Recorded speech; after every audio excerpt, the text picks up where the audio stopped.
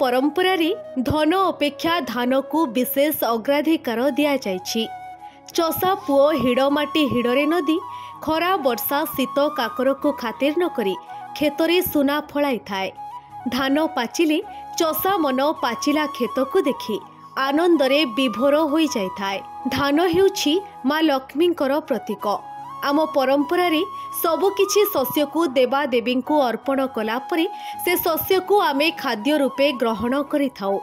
तेबे आम धान खेत पाचिगला परे अनुकूल करी बसु माता को पूजा करी फसल कटा जाय थाए।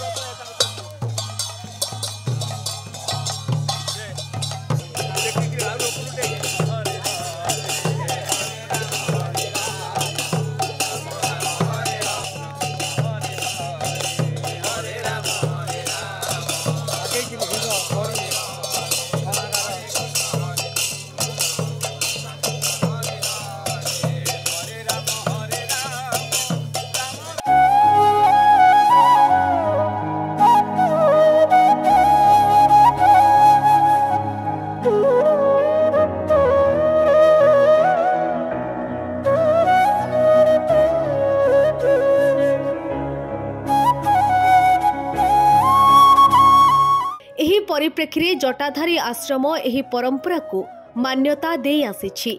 चलित वर्ष आश्रमर अधिष्ठात्री देवी माँ दुर्गा ठारू आज्ञामाल आनी संकीर्तन मंडली सह प्रथमे ग्रामदेवती माँ बौलाई निकटरे पूजार्चना करी पाचिला धान क्षेत्र पंच उपचार पूजार्चना करी धान कटा शुभारंभ करा जायतिला।